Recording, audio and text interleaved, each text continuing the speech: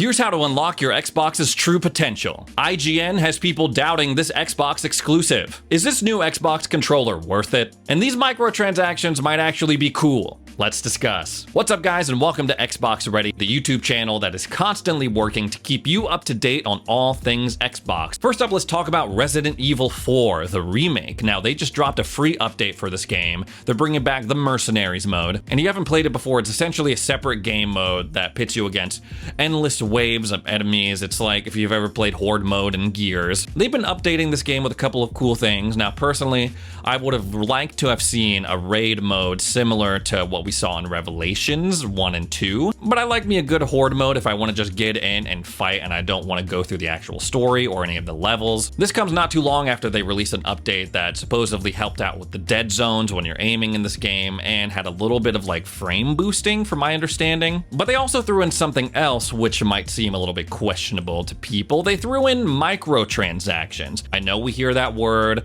and we're like, boo, microtransactions. Now hear me out, guys, hear me out. Even though Capcom was a little bit sneaky in throwing these in, they don't offend me, and actually they kind of interest me. So now when you open up Resident Evil 4 on the menu, it has a little tab for the Microsoft Store that will bring you to these microtransactions. They're now selling weapon upgrade tickets, they're selling different costumes and cosmetic stuff for Leon and Ashley, and they're selling what looks to be like an extra treasure map. Now guys, this might be one of the few times in my life that I throw down for one of these extra little purchases in-game. I've only got one upgrade ticket so far. I use it on my Red 9, and that took me 30 spinels, man. It was a lot of work. And I only rotate between 3 other weapons, 4 in total in my kit, because that's what fits in my case, of course. So you're telling me I could unlock my other weapons exclusive upgrades for $6? I don't know, guys, that's looking kind of appealing to me. But even if you're not interested in that, you're still like, this sounds kind of annoying. They're not mandatory, right? They're totally, completely optional, and they're very small things. But overall, if I'm being completely honest, guys, I might spring for a couple of more exclusive weapon ticket upgrades. But yeah, if you want to check out the game for yourself, I highly recommend it. It's available right now,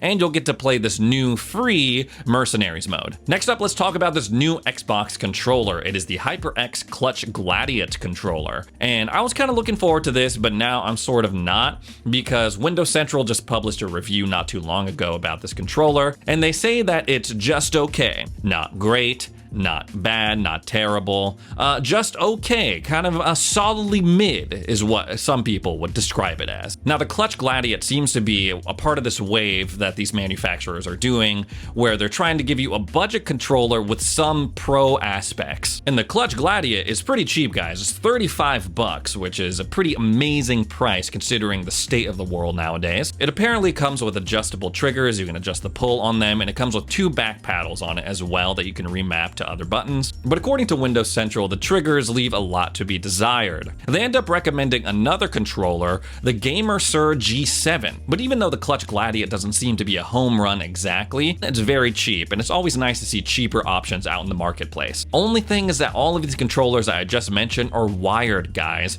So for me, a dude that games at his desk right in front of his screen, not that much of an issue. But if you're out there and you're on your couch, you're on your lazy boy recliner, whatever you want to call it, and you're trying to kick back and you have your TV right there, wired might not be the option to go with. Next up, let's talk about Redfall, guys. Arcane's upcoming Xbox exclusive. It's part FPS, part sim, open world situation. A lot of stuff being packed into this game. If you haven't heard about it for whatever reason, you go around killing vampires and cultists. That's the big draw. This game is supposed to be released very soon, in just a couple of weeks, the first week of May, and IGN has created quite the storm on social media because they released 3 minutes of gameplay and people are like, what is going on? No mean to be a hater, I don't want to dogpile on whoever's playing the game, but they're making a lot of questionable decisions. It feels like they just picked up the controller and jumped in like right before the video started. In the video, the journalist and 2 other people, it seems, are fighting this world boss,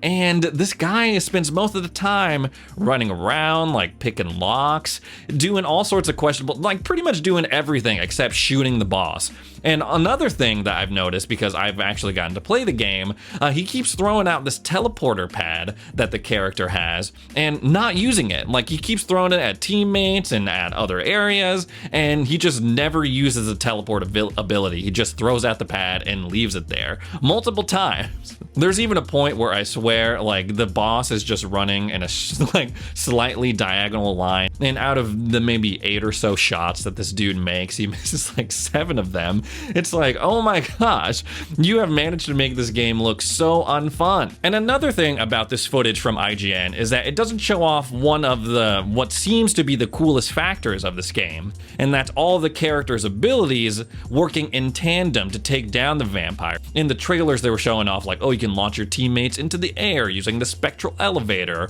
or like throw C4 on the ground and like launch yourself in the air. We saw none of that. Does that mean that Redfall is going to be a bad or terrible game? No, it does not. Does it mean that it's going to be a banger? None of us really know, guys. The maximum amount of time that anyone has spent with this game outside of the development team or people at Xbox is like 2 hours, and that's when they invited all the content creators, press, to a special preview event. They hit a couple of cities, and for some it might be a little bit shorter sample size. At my group, we only got about like an hour 15, hour 20 of gameplay, so I can't say for sure like whether this game is going to be bad, whether it's going to be good, but I'm pretty sure they're going to be sending out review copies soon, and that's when I'm going to give my full thoughts on the matter. In other Redfall news, we are apparently getting a special edition Series X for Redfall, but again, Xbox is not making these things to be sold. It has a vampire on the front, and then on the left it has Layla, and then another character, I can't remember their name. Honestly, it kind of reminds me of the Stranger Things Xbox Series S that we unboxed on the channel not too long ago. But me personally, I would have preferred like a more minimalistic approach. This looks like a skin slapped on to an Xbox. It would have been cool if it was just like, boom, Redfall, like that cool font that they have, that logo that they have on a black background,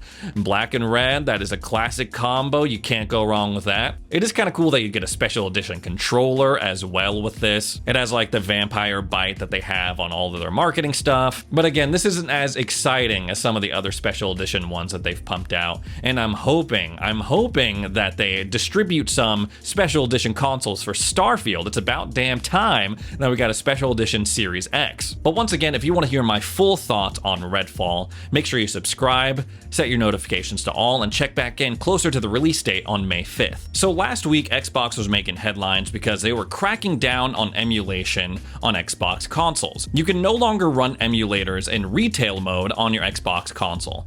You have to go into dev mode. For anyone who is questioning what is retail mode, what is that, Ray? Retail mode is just the way your Xbox comes out of the box. Now, I don't really mess around with a lot of this stuff, but from my understanding, in order to run a lot of these emulators and play these older games like Nintendo games on your Xbox, PlayStation games on your Xbox, you needed to have your console in dev mode. But I had to educate myself a little bit, check myself a little bit. That was not always the case. For example, RetroArch, you could download it directly off of the Microsoft Store on your Xbox, and that was honestly kind of cool. It gave people the power to emulate games on their Xbox without any extra effort. But that is no longer going to be the case, guys. They're finally cracking down. They're like, no more emulators in retail mode, only dev mode. And Microsoft and Xbox is like, I'm sorry guys, it's Nintendo's fault. Which is kind of shocking that they would come out and say it, but it makes sense. We know that Nintendo, they're kind of savage when it comes to the usage of their stuff. And this is something I've been very curious about for a long time. But honestly guys, I haven't messed with putting my console into dev mode because I'm a little bit scared. I feel like if I had gotten into PC gaming much earlier, I would be more comfortable doing stuff like this. But I didn't get a PC until like this generation, maybe like a year or two ago. But I was like, you know what? I should definitely try it out. I should know everything that I can about Xbox, obviously, because I'm running an Xbox channel. So I thought I would do a little tutorial on how to put your Xbox into dev mode. Hopefully it makes the whole process a little approachable because again, I'm not super good at this stuff, but if it means I could play like old Fire Emblem games on my Xbox, or even like random old games like The Simpsons Hit and Run, count me in. So I know there's a lot of different ways to do this, but if you want to do it the way I did, you're going to need a computer, your Xbox, an external drive, and some money. So I'm using my laptop, an Xbox Series S, and a thumb drive. So first up, you're going to want to bring up the Microsoft Store and literally just type in dev mode, Xbox dev mode, whatever. Click on the green one, and then it'll bring you to the Microsoft Store.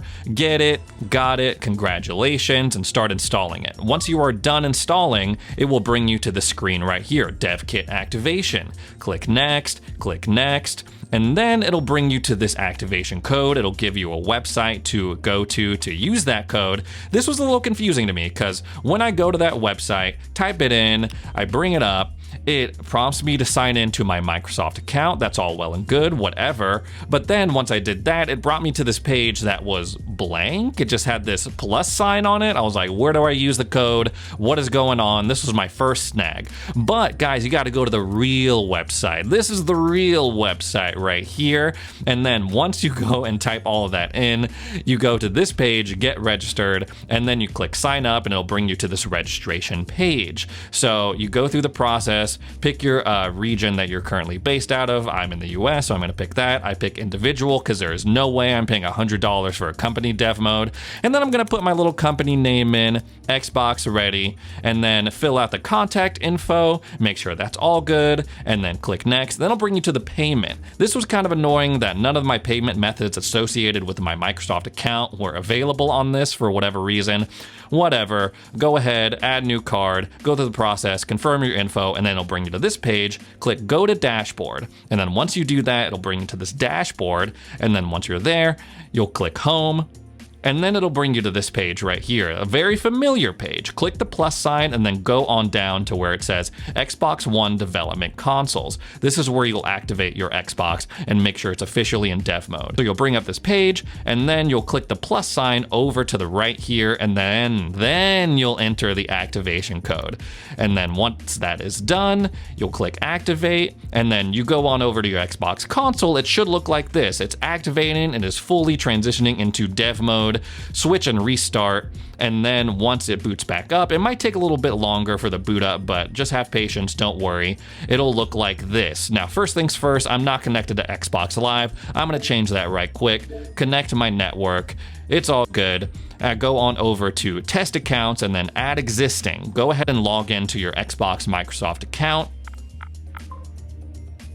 And then once that is done, you're gonna go over to this remote access tab and then remote access settings. And then you're gonna click this little thing right here, set username and password. So I'm just gonna use my usual Lord Janitor, and then I'm gonna set it to a password that I'm definitely gonna remember. Go back to your computer, go to the RetroArch website, and then click download, and then find the Xbox version of the download. Fight through the ad that is gonna pop up, try to get you to click on it. Go ahead and click download, and then also go ahead and click this library download as well. You're gonna need both of them. And then go ahead and pull up another tab and type in the IP address that is given to you on the remote access page of your dev home mode on your console. You're gonna type it in, it's gonna be like, are you sure you wanna do this? You're gonna be like, yes, and then you're gonna type in your username and password that you definitely remember, and it's gonna bring you to this dashboard right here. This is where you're gonna install RetroArch, click add right here, and then it's gonna bring up this. Click the file name that starts with RetroArch for this first one, and then on the second one, click the one that says VC Libraries. Once this is done, you will have RetroArch on your console. And lo and behold, when you boot it back up, RetroArch's on the console, I go ahead and launch it, but then it's looking kind of weird, guys, looking kind of bare bones, looking kind of very, very retro, I guess. So I go over here to Online Updater, and then I'm gonna go and update all the cores, update all installed cores. This will make sure that all of the cores that are compatible with RetroArch are up to date, be they Super Nintendo ones, Atari, GameCube, Wii, PlayStation. It'll just make sure that all the cores are ready to go for whenever you play a game. And then I click update assets, and then once that is done, the screen is going to go black a little bit, but once it pops back up, oh, the UI is nice and modern. It's honestly, it kind of looks like the Switch Nintendo UI. It's pretty cool. So now that we've done all that, go and plug that thumb drive into your computer, format it to make sure that it is an NTFS file system. If it's not set to this, it ain't gonna work. Once you do that, I click show more options. I'm just trying to get to the properties tab. Click security, click advanced, click add, click select a principal, and then type this in as is, all application packages, just like that, all application packages. Click OK, and then click the full control box right here. Click OK, and then you're going to want to click this box down at the bottom left as well. Replace all child object permission entries with inheritable permission entries from this object. It's going to ask you again, are you sure you want to continue? Blah, blah, blah, blah, blah. Yes, I want to continue. Let's do this thing. So now that your thumb drive is all set up for RetroArch, I'm going to show you how other people have organized their USB drives, their external drives, whatever. As you can see here, I have different folders for config, playlist, thumbnails, system, whatever, but really the only one that matters to me is the games. And in this game folder, I have separate folders for each corresponding ROM. So the idea is that when you download a ROM, you put it in its corresponding folder. If you download it, it's for the Super Nintendo, you put it into the Super Nintendo folder, and then so on and so on and so on. And this is the part I'm kind of gonna breeze over a little bit, because downloading dev mode onto your Xbox, activating dev mode on your Xbox, downloading emulators, that is all cool, but downloading ROMs, from my understanding, is where it gets a little bit tricky. So I'm just gonna, wherever you get your ROMs, make sure you load them onto your external drive and in the corresponding folder. So if you download a PlayStation 1 ROM, make sure you put it in your PlayStation folder, in that games folder on your external drive. And then once you do that, go ahead and plug that drive into your Xbox Series X or S or whatever Xbox that you're using.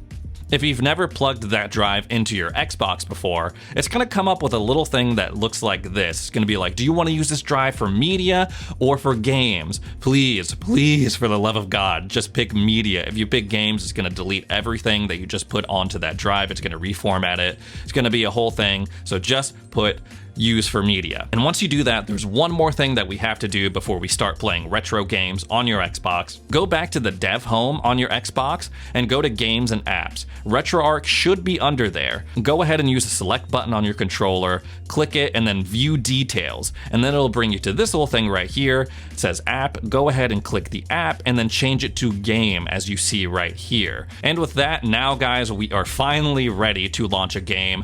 On the main menu of RetroArch, go to load content, click E, that is the drive in dev mode. Click games folder, go to the corresponding folder that has the game that you want to play at the moment, and then once you highlight the game, go ahead and press load archive. Then it's going to pop up with all the cores that RetroArch supports and suggests. Since this is a Super Nintendo game, I'm going to click a Super Nintendo core to run that game, and once I do, the game launches. And that's where I'm going to end the tutorial for today, guys. A lot of people out there, they take it a step further to optimize their RetroArch experience on Xbox, but that was not my goal. My goal was just to see if I could do it, basically, and to prove that if someone like me can do it, you can do it as well. If you want more information about RetroArch and dev mode on Xbox, I highly suggest going over to Arch80's YouTube channel, or Arch80's, I'm sorry, I'm not sure how to pronounce it at this moment. He does a whole ton of videos about literally just emulation on your Xbox and emulation on other platforms as well.